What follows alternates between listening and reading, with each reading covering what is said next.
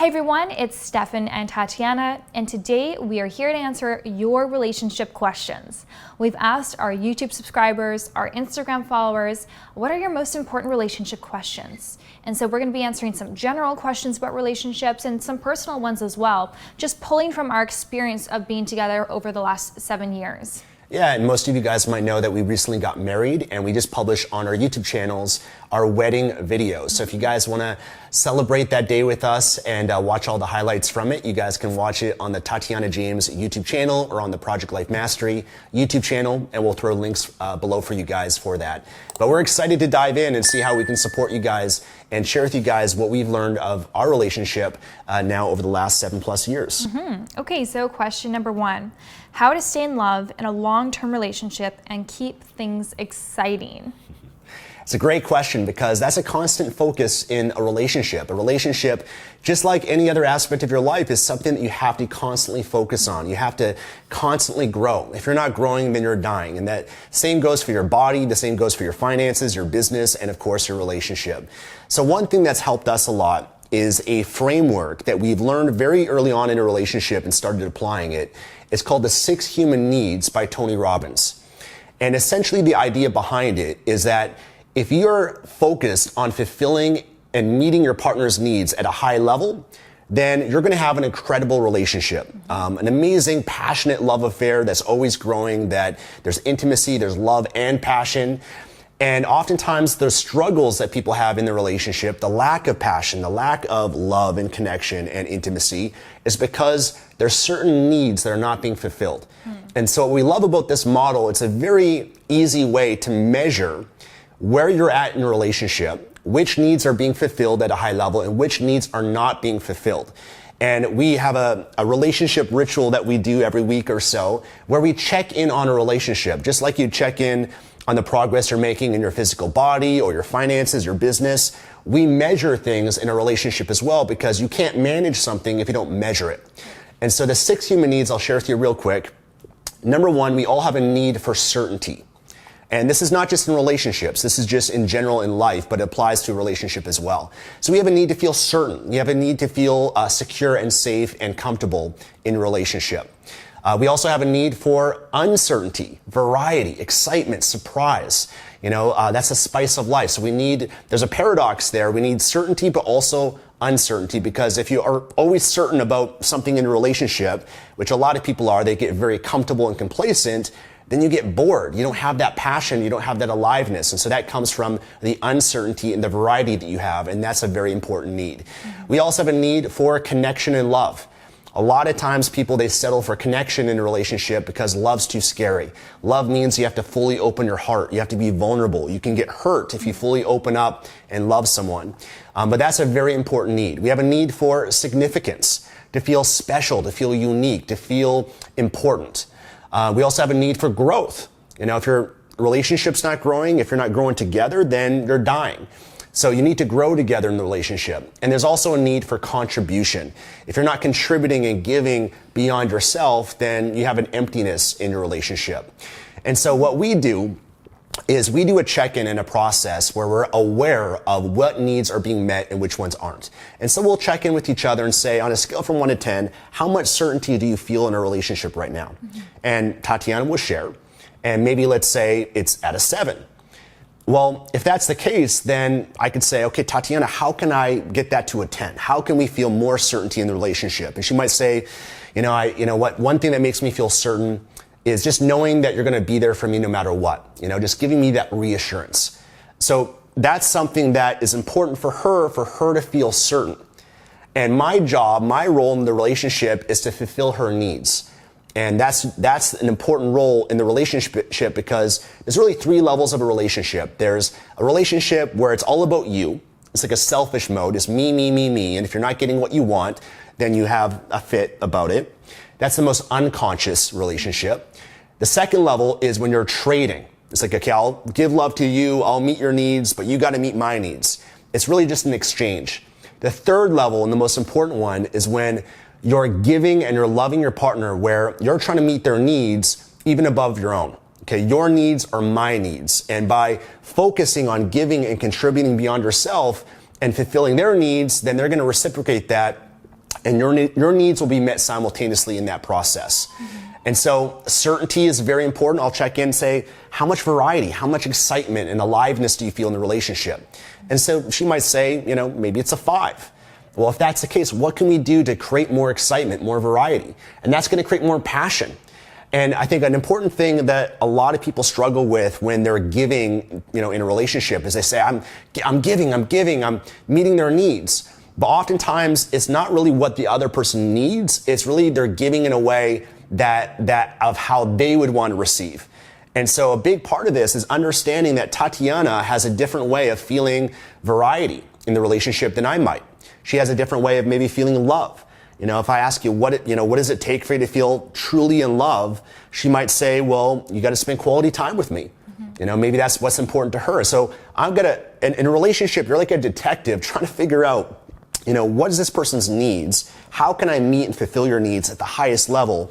And if you can do that, you're going to have an incredible relationship with love and passion and excitement. So that's kind of a formula or a framework that we follow that I think can answer that question for you guys, because everyone has a different love language, a different way of feeling love, and you've got to find ways to meet that need for your partner, as well as for passion and excitement, and the variety is essentially what that is. But nobody in a relationship, when their needs are fully met and they say, I feel so certain in my relationship that this person's the most important person in my life and they make me feel so important, significance, that there's so much variety and excitement and surprise and romance, right? Variety, uncertainty.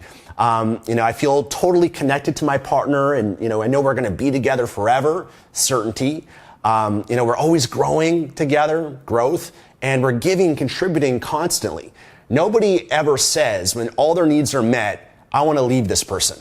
That never happens because their needs are being met and they're lit up by that. So that's an important process that we can share with you guys. And the opposite of that is when someone is in the position where they feel that they want to end a relationship, oftentimes it's because their needs are not getting met. So if you use this scale and you look at, okay, how, what's my level of certainty, variety in the relationship, and you'll find that they're very, very low. Yeah. But if the partner just starts to meet those needs for you and vice versa, you can reignite that relationship. You can renew that relationship just by bringing the intention there. And as you can tell, this is something that requires your conscious attention. It requires you to allocate time every day, every week to your relationship in the same way that you do for your job, in the same way that you do for your hobbies, whatever it is that you're dedicating time and scheduling time in your calendar for, you got to do the same thing with your relationship. And I think that so many people don't do that because in long-term relationships, when you're first dating, of course, right? It's like you're going on dates, you're scheduling dates, you're creating so much variety, you're doing all these fun things, you're, dressing up and, looking your best all the time. But when you're in a long when you're in a long-term relationship, what happens is you get complacent because you're like, I already got this person, we've been together forever, I'm comfortable with them now, I don't need to dress up, I don't need to wear makeup, we don't need to go on dates, and you just you move away from what you were doing in the beginning. And if you do what you were doing in the beginning, there will never be an end. And so we always remind ourselves of that. But as you can tell, this takes your focus. And it's important. Yes, it requires some energy, it takes time, it takes work being a detective, but is it worth it? Hell yeah. This is your relationship. This is the person you're going to spend your life with, potentially. And, if you're meeting that person's need and that person is lit up, they're happy, they're in love, that's only going to help you in your life. You guys are, the energy the state this person is in is going to affect your state, and the energy you're in is going to affect this person. Sure. And so you want to be a supporting partner. And that's when we are in a partnership. We are a unit, and we want to work together to best support each other on this journey of, the next lifetime that we share together. So I want to share with you a little bit more of the relationship ritual, because he mentioned one part of a relationship ritual. This is actually a notebook from 2016 that I made. And we do this this check-in weekly. We actually started this when we first started dating, like literally in the first few dates, because we already knew very early on in a relationship that we're going to be committed and be together for the rest of our lives. Yeah, so we started doing this back in 2014, and we would do this once a week. And again, schedule this in. If you just say we're going to do it once a week, it's not going to happen. Trust me, there's going to be something else that gets in the way. You got to put it in your calendar and say, okay, Fridays at 5 p.m., we're going to sit down. We're going to give each other the time to do this. Phones are off, no distractions. This is time for us. And this is going to be so good for your relationship.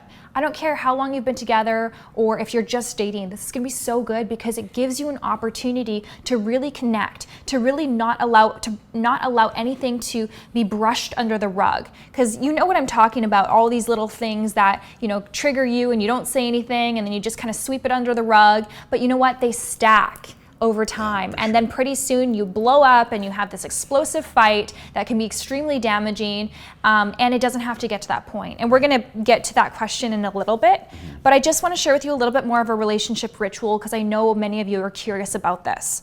So we go through the 60 human needs. We answer each of us. He asked me, I asked him. So, and just to add to this real quick, what also is really valuable about this is that it ensures that relationship is always amazing. Because oftentimes, you know, people, they let these things slip, and as you mentioned, they kind of stack over time, and they avoid even discussing and talking about it because it's so painful. They know that, oh my gosh, I got to talk about my relationship, and you know, they know it's not going as well as they want. They know that they're not meeting their the partner's needs. They know they might be in a more selfish mode, and so you know, it's very challenging at that stage to be honest and confront those challenges. But when you check in every week like this, for us, it never really goes below a 7, because if it does go to a 7 or below that, we're really quick to get on top of that to do something that can allow our relationship to grow. But if you don't do this and time goes on, then that 7 drops to a 6 and a 5 and a 4 and a 3 and a 2 and a 1. And then it's a lot more challenging. So this ensures that there's always like a baseline in the relationship. It never goes below that because you're having communication with each other on a continual basis, and you have a system for it. Just like in your business, you know, you have quarterly meetings or you have a meeting with your team and you work on the business, not always in the business, right? So that's the same thing. You got to work on the relationship, not always get caught up in it. And this allows you to kind of get an altitude perspective of it, to look at your relationship from a different level. Yeah, and also why it's so valuable is that, again, you're creating this time where you're saying this is our relationship time, and it's our time to bring presence to our relationship. And you know, the feminine needs presence. And for all you men who are watching, if you're not giving your woman presence, that's a strong need of the feminine. And she might not be in her feminine as much around you. If you want her to be more in her feminine, you got to bring a strong presence. You can't be distracted with work or doing other things. Like, you got to have time for your relationship. But anyways, I want to share with you guys. So we ask each other, what can you do better to meet your partner's needs? So we answer that and we write that down, we take notes, and it's good because we can look back on previous sessions. And then we ask each other the 5 love languages. So Stefan alluded to this earlier. The 5 Love Languages is a book by Gary Chapman. We highly recommend that you read it. We'll link it in the description box for you. Because you have to understand that the way that you might receive love, the way that you feel love, is different than the way that your partner feels and receives love. And this is a very, very important distinction. So if for me, it's like, for me, say it's, quality time. And, I just need people to spend time with me. I like to hang out with people.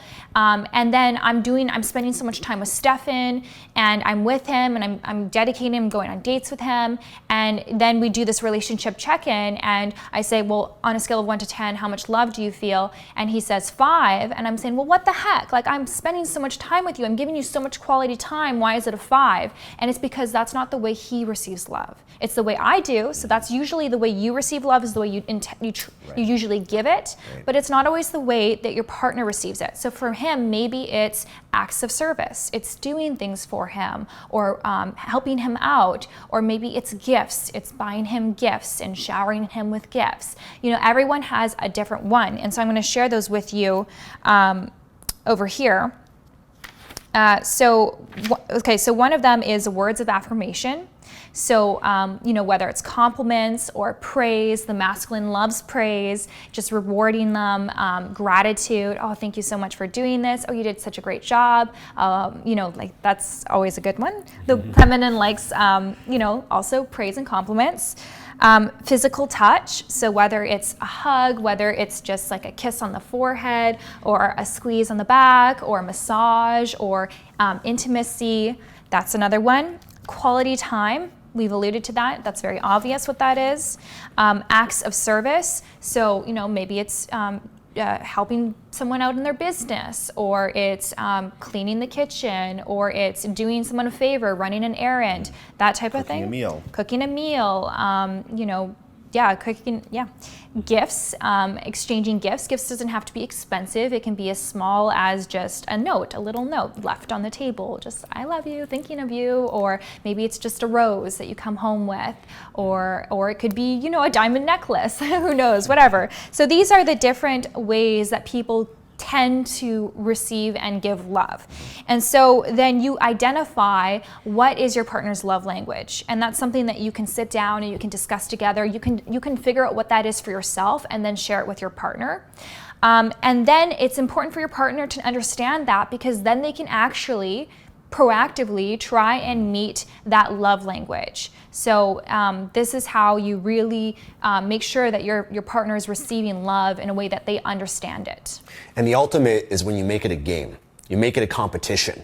Like, I'm trying to beat her at meeting her needs, giving more. I want to give more to her than she's given to me, right? And she's trying to give more to me than I'm giving to her. And so it becomes this fun game and dynamic where it's like, who can give to the other person more? Who can, meet the other person's need more than anyone else? And that's when it becomes an incredible, legendary relationship, is when you both have that mindset and that mentality. That's when you're going to create a truly passionate love affair. Absolutely. And so then we always ask each other, how can your partner better meet your love language? So, and then we also do these relationship questions. And we don't do this every time. It depends on how much time we want to dedicate to this process. But we'll ask things like, what's great about our relationship? What do you love about it? What do you appreciate about your partner? It's a great opportunity to give, to meet their needs, give them those words of affirmation. What do you love about your partner? How can you give more to your partner? Why is it important to give? How can you create more love in your relationship? How can you create more passion in your relationship? Those are two different things. And so we go on, and then we also share our magic moments. So it's a time to reflect on the week, the things that we did together that were fun, and we can just write them down and journal about them and kind of relive them. And it's a fun process. And what we're essentially doing is that you're directing your focus on all the good, all the positivity, all the amazement that exists in a relationship, because oftentimes people, they have a habit of focusing on what's wrong and what's missing. And if you focus on that, then you get more of that. It becomes a self-fulfilling prophecy. And so taking the time to have gratitude for one another and asking these questions where you really think and you really become aware of, you know what? I love this about a relationship, or I love this about you, or, this is what I can do better in the relationship. Because a big part of this too, as you can probably tell, is each of us taking responsibility for how we're showing up, right? So I'm taking responsibility. If her needs are not being met, I take responsibility for that, because that's what I can control. I can control what I can do and how I show up and what I can give. And that's not this mode of blaming the other person and criticizing them. They're not doing this, they're not doing that. Instead of pointing the finger, whenever you point the finger at someone, always realize you got 3 fingers pointing back at you, right? So you got to look at yourself first, and what am I not doing? What am I not giving? And take responsibility for your relationship. And all it takes is one person to step up and decide to be the leader, right? And sometimes people don't want to do that because they're like, well, they should be doing this, or they're the one that should be, taking charge right now, or they should be admitting that they're wrong and I was right. All that is ego. And all ego is going to do is create separation. It's going to create division. And when you get rid of that and you dissolve the ego, then you go back to love. And you really focus on what's most important, which is the unity of a relationship. Yeah. And you put aside all the other bullshit that, is all just your ego. It's all just fear.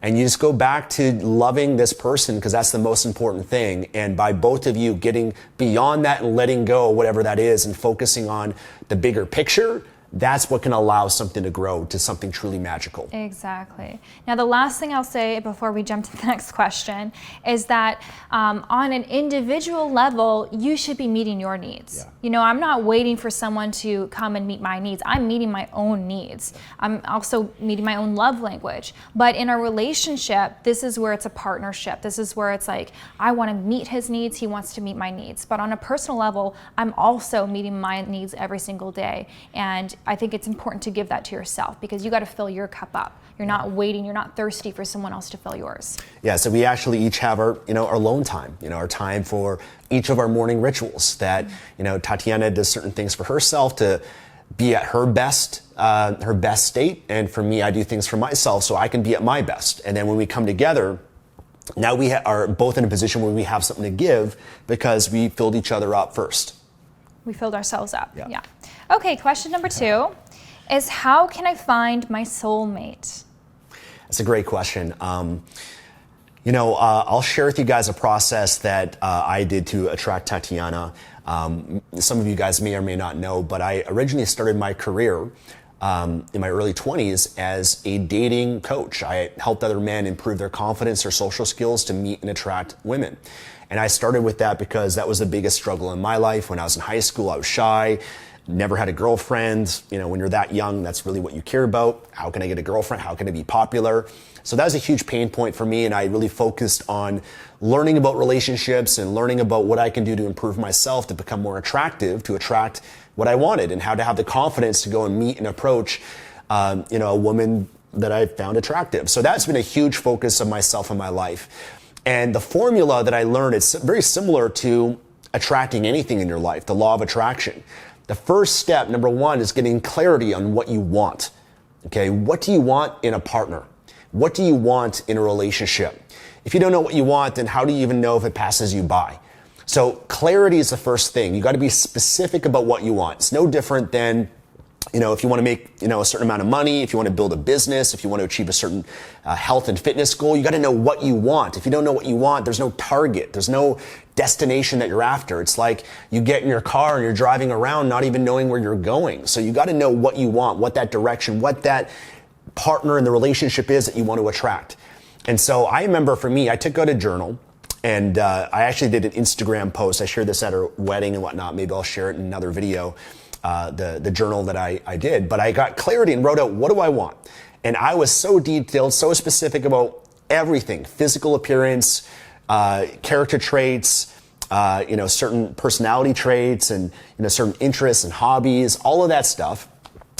And then out of that list, I realized, okay, well, I'm being a little bit picky here. I don't need to have everything on this list. But really what I did was I identified what are the most important things. What are the things that are non-negotiable? Okay, so there's certain qualities here. I need someone who's going to be honest, or I need someone that has a kind heart, or I want someone, who has this or that. Those are things that are non-negotiable. And so I made that list, and then I also identified what kind of relationship, what are the things we do together? What would we share together? Where, would we travel together? Or we'd go to the gym together? We're both into this, we're both into that. So I wrote pages and pages and pages of this. And then the second step, once you get clarity on what you want, is you ask yourself the question, who do I need to become in order to attract this into my life? Because you got to focus and realize that you attract what you are. That if you want someone who's healthy and fit, well, guess what? Someone who's healthy and fit, are they going to want to be with a slob? Of course not. They're going to want to be with someone who's healthy and fit. So you got to look at yourself and say, okay, well, maybe that's something I need to improve and work on and master in my life. If I want someone who's, a kind and generous person, then I need to be a kind and generous person. I need to focus on that. If I want someone, who is, intelligent, then I got to work on that. So I made the list of who I needed to become. Who is the best possible version of myself that this person would be attracted to me, drawn to me? And so that's really where I put a lot of my focus. And I consistently focused on a regular basis what I wanted. I continued to focus on and read my journal, and then focus on who do I need to become. And then I created a plan for becoming that. And I believe that when you're living your life from a place of abundance, you're living your life because you're not just trying to get someone because you're needy and they're going to fill you up. Oftentimes that's when you repel people. But when you're abundant and you're overflowing in your life with happiness and joy, and you feel alive and you feel content and satisfied with who you are, regardless of whether someone else is in your life, you don't need them to come and complete you. Now you're more attractive to people. People are going to be more drawn to you because you're not coming from a place of neediness and expectation that this person has to, fulfill you. So that's kind of the place that allowed me to attract Tatiana, who, by the way, crazy story, which I shared at the wedding, how when I had done that, literally a week later, I attracted her and I went through my list. She was everything. I kid you not, everything that I had written down that I wanted in my relationship. And so that's the power of that, guys, is get clarity on what you want, focus on yourself. And that also means you have to have self-awareness and honesty to look at yourself in the mirror. Because maybe there's some ways that you're showing up in your life that are just not, that are just not going to allow you to attract someone. Maybe you got to do some work on yourself. Maybe you've got, some ways that you're of being that, maybe you're reactive emotionally. Maybe, you have an anger challenge, or maybe you have some childhood trauma that you got to really resolve. Maybe you've been hurt in the past and you're closing off your heart and you're not allowing yourself to fully trust and open to someone. Those are things that you got to have awareness of and say, okay, I got to work on this. I got to work on myself. I got to heal myself.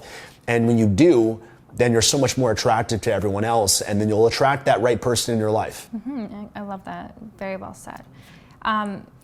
So if you don't have what you want in your life, or you don't have the person that you want in your life, then it goes back to taking responsibility. Yeah.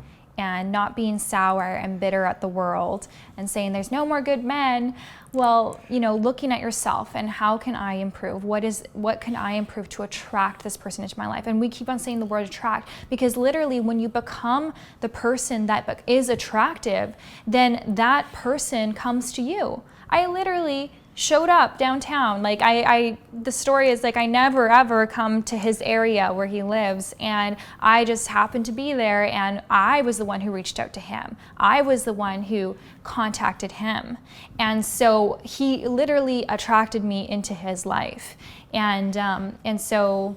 Yeah. There's a lot of serendipitous things that occurred that we call these blessings. Blessings. It's the universe, soulmates. God that guided us, and it's having that faith and that trust as well. But it's not just like, this is what I want and I want it right now. Like you have to put in the work. And that's why I think that, sometimes the law of attraction whole concept is misconstrued. It's not just like thinking of what you want or creating a vision board and then blink, it's going to happen. Like you actually have to now take action, right? Yeah. It's like you actually had to date people, right? You actually have to get yourself out there. This is another, part of finding your soulmate is you have to get out there. If you do all this stuff that Stefan explained and shared with you, but you stay cooped up in your apartment and you never leave, well, what are the chances of you actually, finding that person and that person being able to find you?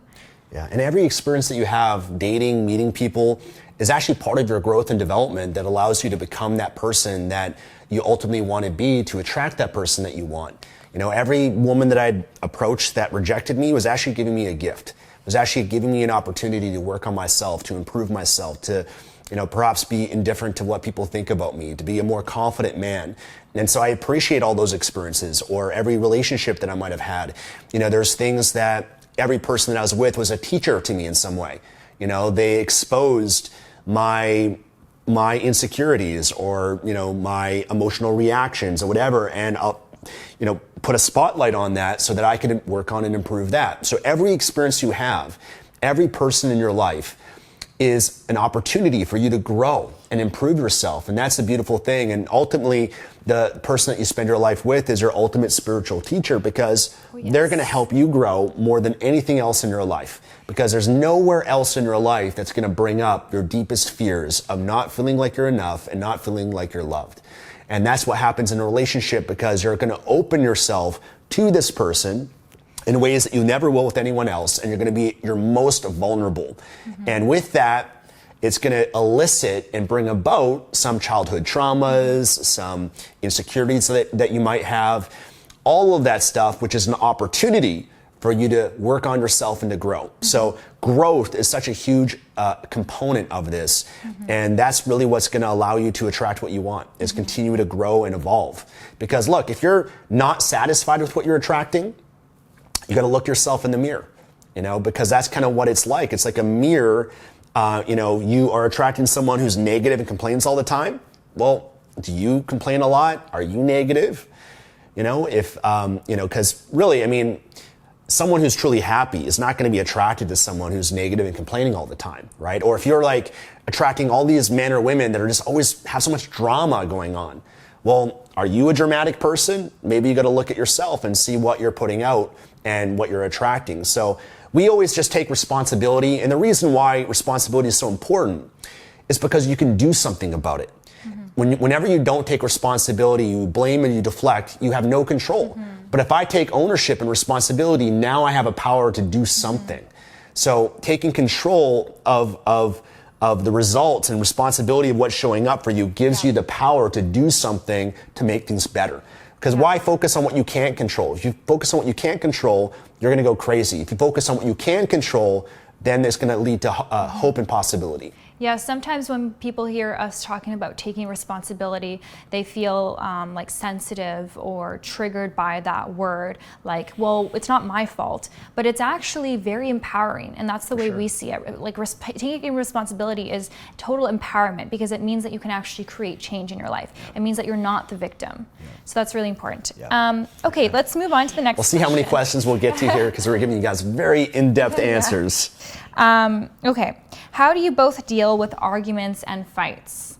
Well, Stefan and I, first of all, we don't let ourselves get to the point where we're like spitting in each other's faces, arguing and fighting.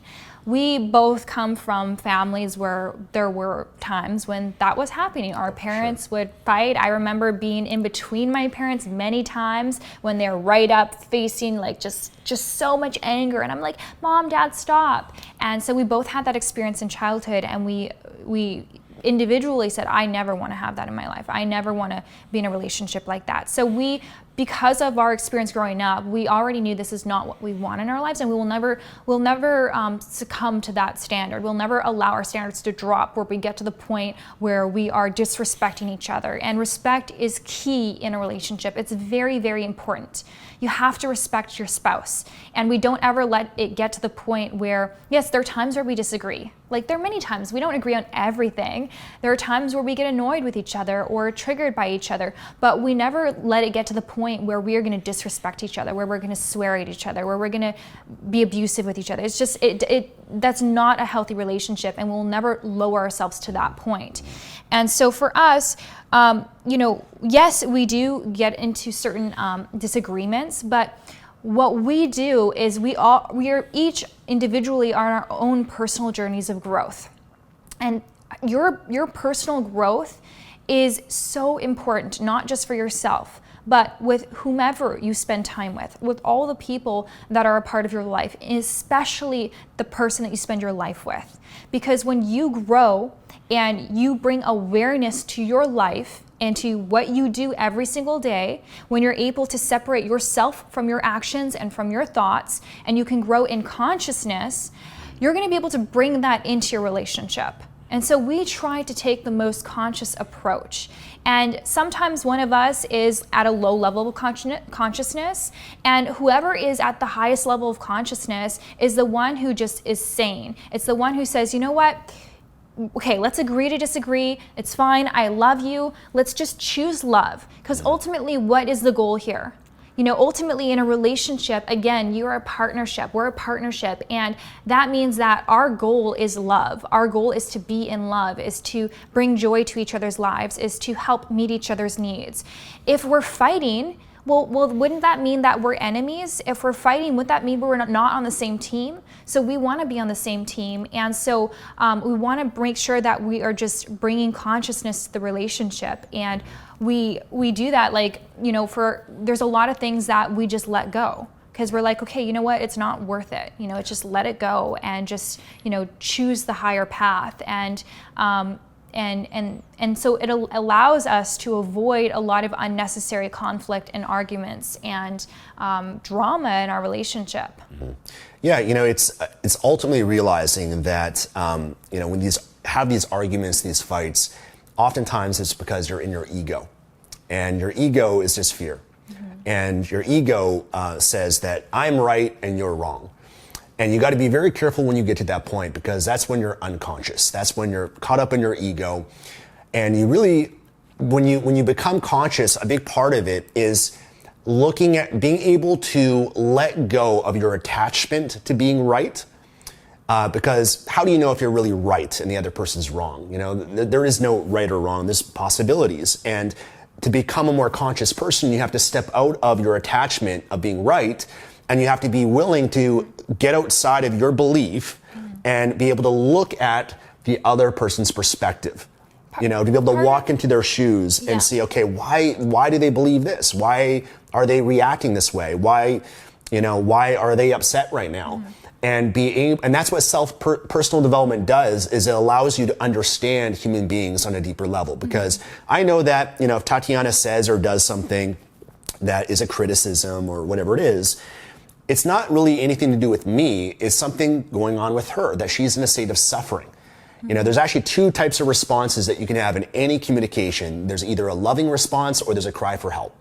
If it's not a loving response, it's a cry for help. So if someone's angry, if they're upset, if they're yelling, if they're criticizing, if they're making inappropriate comments, then I know that's a cry for help. This person's suffering. And so when you become more conscious, you're able to step outside yourself and understand and appreciate their world.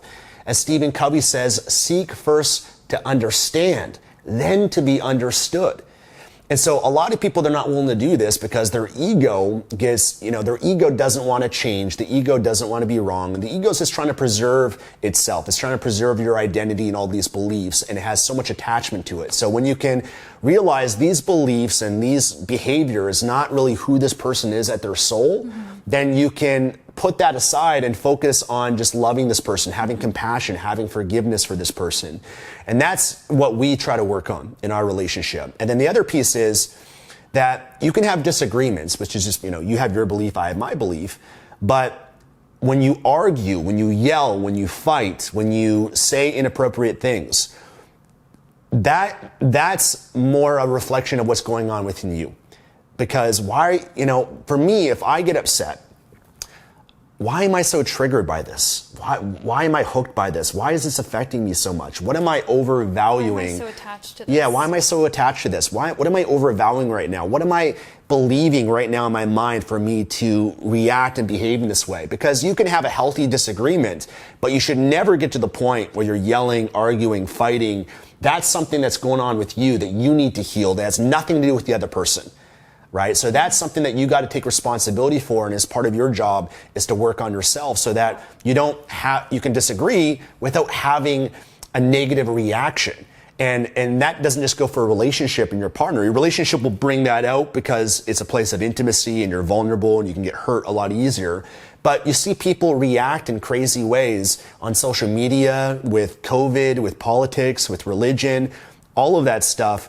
But why are people so triggered? Why there's a deeper pain that's going on in that person, whether it's trauma, whether they have some unresolved issues, anger, resentments. It's just like, when someone bullies someone in school, everybody knows a bully is the insecure one. The bully is, the reason why they're behaving that way is because they're not happy within themselves. Because if they were, they only answer an expression that comes out of someone who's truly happy is love, is positivity. There is no anger that exists within someone who's truly happy and fulfilled in their life. And so if raising your consciousness is the ultimate goal and having a conscious relationship, then you need to be willing to look at yourself and how you're reacting. And, if Tatiana, for example, one thing that sometimes triggers me is if she's taking a long time to do something. Well, I might disagree with that and I could talk to her about that, but why am I being annoyed by that? Why am I being irritated by that? Why, what's that reaction? Okay, what do I need to work on with myself? Maybe I got to work on being more patient. Maybe I need to, but you can have a disagreement in beliefs without the emotion tied to it. And that's something that is an important thing to look at. So basically the way I see it in my life is that anytime that I'm triggered by something, anytime that I feel fear arising in my body, anytime that someone does something or I hear a piece of news that causes, anytime I'm feeling uncomfortable, I'm seeing this as an opportunity. It's an opportunity because it's an opportunity for me to think about myself and to reflect on something deeper within me, something deeper that I could maybe resolve, and it can help me to raise my level of consciousness. So even before we started filming today, it was kind of chaotic, to be honest. The dog was kind of being annoyed, and it took forever to get the microphone set up, and the whole thing was just taking so long. And, Stefan was a bit impatient about it. And, and so for him, he's like, well, wait a minute, this is an opportunity, right? I could be impatient, I could get upset about it, and, it could, affect my state, or I could say, well, maybe this is an opportunity. Maybe this is actually a gift. Maybe all of these delays is a gift for me to actually sit down and meditate for a moment before I start filming. Yeah. And actually, ask, okay, maybe patience is my teacher. This is what I need to learn. Everyone's got their thing, right? Maybe, for you it's patience. Maybe for me it's insecurity. Maybe, everyone's got their thing, right? And it's just seeing that this is what I need to work on within myself. And if I can work on that and overcome that, that's going to allow me to achieve more freedom within myself. And it's going to allow me to raise my level of consciousness and bring more consciousness to my relationship. Yeah. Now, the last thing I want to say before we get to the next question is one thing that from the day that we decided that we are committed to each other, we told each other, I know your soul.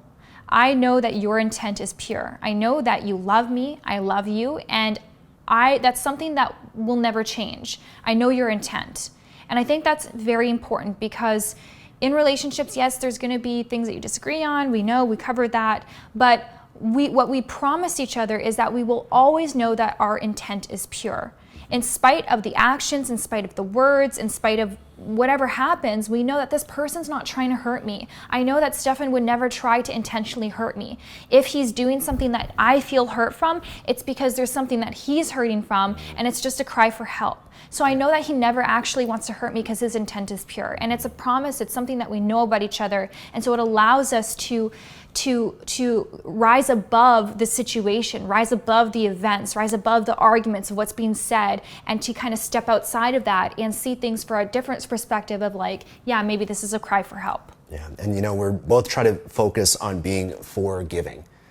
Being someone who's forgiving means that you have the ability to forgive the other person, and you can forgive people because you know that you're not perfect. Oh yeah. We all have flaws and we all have weaknesses. Yeah. But does that make you a bad person because you behave? No, deep down in your soul, you're a beautiful person, and we always remind ourselves of that. But all of this requires consciousness, awareness, the ability to think on this level, to be able to get outside of yourself and be open to other possibilities and perspectives. And the other important piece too here is, one question you can ask yourself whenever you're in a fight is, do I want to be right or do I want to be in love? Do I want to be right or would I rather be happy? At the end of the day, who gives a shit about being right? It's like, oh yeah, I won the fight. Okay, well, what do you really win from that except you just cause harm and damage to your relationship? Yeah, your ego's satisfied because I was right and the other person apologized now, but that was at the cost of your relationship. Yeah. So if you can let that go and say, you know what, who gives a shit who's right and wrong? I'm wrong. You can be right if you want. I don't care. It's I want to be in love. I want to be happy.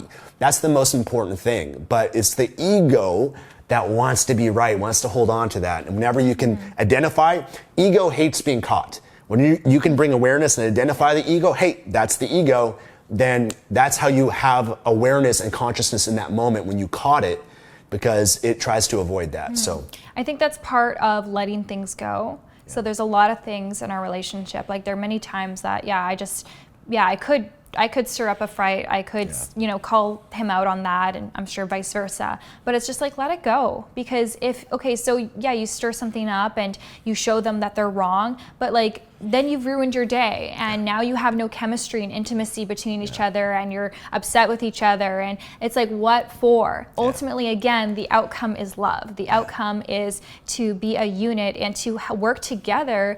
Like, what we're here to do is to bless each other's lives. You know, I want to be a joy in his life. He wants to be a joy in my life, and we want to support each other because life is hard enough as it is. We don't need, you know, each other to make things even harder. So we just want to help each other out as much as we can. And just one more thing, it's going back to the opportunity to grow and to be a giver. Okay, that's I think one of the most important, highest purposes that you can have is to evolve yourself and become more self-actualized so that you are more of a giver. Yeah. And, you know, for example, there might be a situation where you have an expectation and that expectation is not being met. So maybe it's like, okay, I expect for them to have dinner prepared and they didn't do that. And so I'm upset and I'm angry. Well, maybe that's an opportunity for you. Maybe that's an opportunity for you to step up and to be a giver right now. You know, and that's an opportunity for you to evolve your consciousness. Or, you know, they left out their clothes. You know, I could be upset and I can cause a whole fight around that. Or I can say, you know what, I'm gonna step up. I want to be a giver right now. I'm gonna clean up, and I'm not gonna have this expectation. It's not gonna be this trade where it's like I'm doing this and you're not doing that. Who cares about measuring who's giving more than the other? You know, that doesn't. You want to pride yourself in the one that's giving more to your partner. Mm-hmm. You know, that's the identity that you want to have for yourself and take on, is that I'm the kind of person that's giving more to my partner. I'm giving, you know, and stepping up, and you get joy and pleasure in that. Because whatever you give, you get to keep. Whatever you give, you get to feel and experience within yourself. It benefits you. So, you know, becoming more conscious, becoming more of a giver, contribution, these are just values and beliefs, and, you know, it's just an ideal to pursue in your relationship that you're not going to be perfect with. It's a lifelong journey, but that's part of the spiritual development that we all go through. Yeah. And just on the last thing that we mentioned, you know, just think about the feeling. If you want to be right at the cost of maybe creating an argument, and okay, so say you win the argument and you prove that you're right, how do you feel? Not really good, right? But what if you say instead, okay, I'm just willing to let it go, and, you know, she's right, he's right, like, who cares? How do you feel then? Well, you've been able to rise above it, and that's the feeling of consciousness. That's the feeling of taking, the higher road, and it's much more satisfying. It's great. Okay, I don't know, do we have time to do more questions? You know what? I think we should wrap this up. I think we've covered a lot of topics. I think we could have done a few YouTube videos with this. Should we do another video? Because we have like a lot more. Yeah, you know, we can maybe do another video for you guys where we dive into some more of the questions. We don't want to keep this one too long. So let's wrap this one up. If you guys enjoyed this video, give it a thumbs up, of course. Subscribe for more. Leave comments below. Let us know what resonated with you, or maybe there's other questions that you might have that we can maybe answer in a future video. But it's fun to do this because, you know, one of our visions for our relationship is to inspire others and to have a love so strong, a passion so strong that we can be an example and inspire others, because, you know, it's so hard to find amazing relationships. I don't know about you, but when you look around, not many references. We didn't have many good role models. Our parents, unfortunately, weren't. You know, there's a lot of, the divorce rate is so high. And so when you do find incredible relationships as a model, that's something that we both cherish and we've been able to find. Not easy to find, but we make it our goal to try to be that in some way for you guys as well. And our relationship and our way of being can be a contribution to the world. Yeah, absolutely. There's so much that we'd love to share. But also just want to remind you guys, check out our wedding video. We're really excited to be able to share the moment with you because you guys have been part of our journey. You know, pretty much since we started dating, we've been doing videos together on YouTube, and it's been really cool to just share our relationship, a part of our relationship with you guys. And so, we would love for you to watch that and enjoy that with us, and leave us a comment and let us know how you're doing. And if you have any questions about your relationship or any other further relationship questions that you would like us to answer in another video, just let us know in the comment section of this video. So thank you so much for watching, and have a fabulous day.